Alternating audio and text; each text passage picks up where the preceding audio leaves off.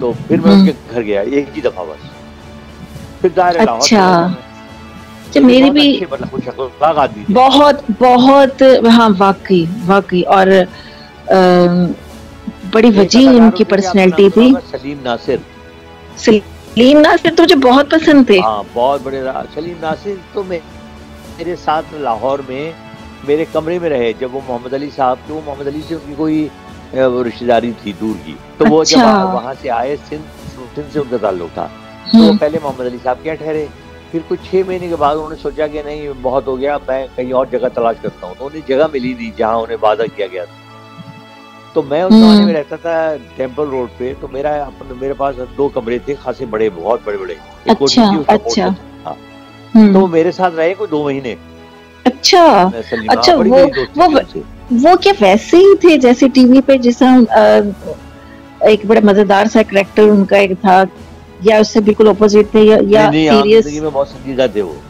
अच्छा मेरी देखिए ये रही ना करीब के लोगों में, उनमें आबिद अली का आपने नाम सुना होगा। जी जी बिल्कुल, मेरी बहुत दोस्ती थी, मतलब जिन्हें सही मानों में आप दोस्ती कह सकते। एक और होते थे शुजात हाशमी, शुजात हाशमी इम्पोर्टेंट किरदार अदा किया था बारिश में। शुजात बड़ी दोस्ती थी, ठीक है ना। तो ये 3-4 से तो मेरी बहुत करीबी दोस्ती थी। उस्मा गिलानी से मेरे बहुत अच्छे ताल्लुकात थे, बिल्कुल बहन भाइयों वाले। अच्छा हाँ, उस्मा गिलानी से मेरे बहुत अच्छे ताल्लुकात थे। तो मतलब जाहिर है चूंकि मैं भी नेचुरली खासा प्रोमिनेंट था अपने शोबे में, तो लोगों से मिलना मिलाना रहता था हर वक्त। आपने सबके नाम लिए और मेरे इसमें ना एक फिल्म सी चलने लग गई, पर सबके चेहरे सामने आ रहे हैं। हाँ नहीं, और बहुत प्यारा दौर, और बहुत प्यारे अनमोल ये लोग थे बहुत। और इतना सादा दौर था, आपको मैं बताऊं बड़ी मजे की बात, रेडियो पाकिस्तान में ये आबिद अली भी अनाउंसर हुआ करते थे। एक और अदाकार होते थे, वो भी मेरे बड़े करीबी दोस्त थे, रेहान अजहर। थोड़ा छोटा था लेकिन उन्होंने भी खाली फिल्मों के हीरो का, उन्होंने टीवी के ड्रामों में बहुत काम किया। अच्छा। तो शाम के वक्त मेरी ड्यूटी खत्म होती थी 5 बजे, ठीक है ना। तो आबिद अली भी कभी कभी अनाउंसमेंट के लिए अनाउंसमेंट किया करते थे मेन चैनल पे। तो रेहान अजहर, मैं, शुजात हाशमी, आबिद अली हमारा ग्रुप था, और उस्मा गिलानी। अच्छा। तो हम सीढ़ियों पे बैठ जाते थे रेडियो की, और वहाँ गप्पे लगाते रहते थे। अच्छा, उसके बाद 7:30 बजे आबिद अली को भूख लगती थी, तो आबिद अली कहते थे भैया खाना खाना है।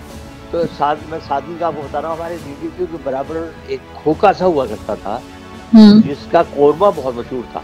अच्छा। तो हम वहाँ जाते थे, सोचे आप, और वहाँ जाके बेंच पे बैठ के, हालांकि हम सभी बड़े मशहूर थे अपनी अपनी जगह, बेंच पे बैठ के हम रोटी और सालन खाया करते थे। सादगी थी ना, किसी को कोई नहीं था। अच्छा, और क्योंकि आबिद अली की फैमिली कराची में थी, तो हम ईद के मौके पे आबिद अली, मैं, एक और जफर मसूद, उनका भी इंतकाल हो गया, बड़े मशहूर अदाकार थे अपने ज़माने के, वो और 4-5 और, ये सब इकट्ठे होकर अवामी एक्सप्रेस होती थी, उसमें हम ट्रेवल करते थे। और आप अंदाजा करें तो उसमें सिवाय यानी एक ही क्लास होती थी, कोई सेकंड या फर्स्ट क्लास नहीं होती थी। उसमें ट्रेवल करते थे। तो वहाँ पे नहीं, तो लोग देखते होंगे, पास आते होंगे। हाँ, जिस ट्रेन वाले को पता चलता था ना, वो डब्बे में आके मिलता था हम लोगों से। मुझे पता था, मैं भी मिल लेती। ये कि भाई कोई ये झिझक हो कि भाई वो ये हम बड़े अदाकार हैं, कोई नहीं, किसी को परवाह नहीं होती थी।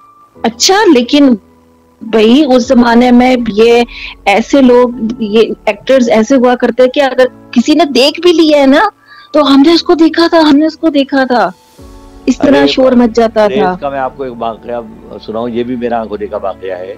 बैम्बिनो सिनेमा कराची में, जी, आपको पता होगा, एक जमाने में होता था, बड़ा टॉप क्लास सिनेमा होता था बैम्बिनो सदर में। तो बैम्बिनो सिनेमा में वहीद मुराद की फिल्म लगी, ठीक है ना। तो वहीद मुराद साहब शो में, अच्छा हम भी चुके,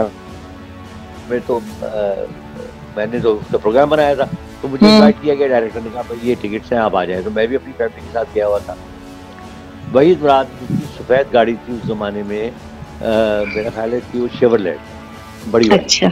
वो उन्होंने गाड़ी के सामने, उसके सामने पार्क कर दी, वो अंदर देखने गए। आप बिलीव करेंगी, वो हमने अपनी आंखों से देखा, जब वो वापस आए हैं बाहर, तो वो पूरी लाल हो चुकी थी। क्यों?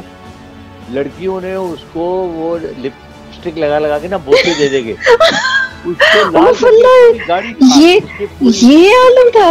यकीन माने वही तो आपका तो ओ पागल सीन है। क्योंकि वो एक तो उनकी स्क्रीन प्रेजेंस बहुत अच्छी थी, वो आम जिंदगी में अच्छे नहीं थे, सांवले थे, हाँ, लेकिन स्क्रीन पे वो इतना खूबसूरत हसीन आते थे। फिर उनकी एक्टिंग बहुत अच्छी थी, उनका तो हेयर लोग स्टाइल भी तो खुद बड़ा मशहूर हुआ था। औरतों में बहुत क्रेज था, और औरतें और लड़कियों में बहुत। वाकई में हाँ। पूरी यकीन माने पूरी गाड़ी हमने अपनी आंखों से देखी है लाल उनकी, यानी अच्छा ऐसा है, डिग्गी से लेके और बॉनेट तक कोई जगह खाली नहीं माय थी। गॉड, सोचे आप, बहुत मुझे हैरानगी तो हो उस रही है। और जमाने की वाकई आपका यही कहना बिल्कुल दीवानगी। ठीक है कि वहां पर जो आप आम मतलब ये फिल्म उसमें चले या, लेकिन वो लोग उस समय बदतमीज नहीं हुआ करते थे, बड़े तमीज से। मतलब ये अगर आप ये माल रोड पे टहल रहे हैं, मतलब माल रोड एक ऐसी जगह थी लाहौर की जहां आप दुनिया में किसी अदाकार से मिलना चाहें, किसी आप सियासतदान से मिलना चाहें, वो आप शाम को वहां चले जाएं, वो आपको टहलते हुए मिल जाता था। अच्छा लेकिन लोग आराम बड़े अदब से आते थे, हाथ मिलाया, सलाम किया और चले गए। वो आजकल की तरह खींचातानी ये बिल्कुल नहीं थी। खींचातानी। और आजकल तो फेसबुक पे, इंस्टाग्राम पे अजीब अजीब कमेंट्स करने नहीं लगते हैं उस कि जमाने में मैं तो आप बहुत हैरान। तसव्वुर नहीं कर सकते हाँ, थे तमीज का किसी दायरा बिल्कुल, के बारे ये में कोई चीज। जुमला भी मुंह से निकालते थे ना, आप यकीन माने आपके अपने साथी आपको कहती थी, यार आज आप ये अजीब आदमी है, आप किसी के बारे में पीठ पीछे ये बातें कर रहे हैं, यार शर्म करो। देखें तो वो अगली दफा ये नहीं करता हाँ, था। ये बात है ना।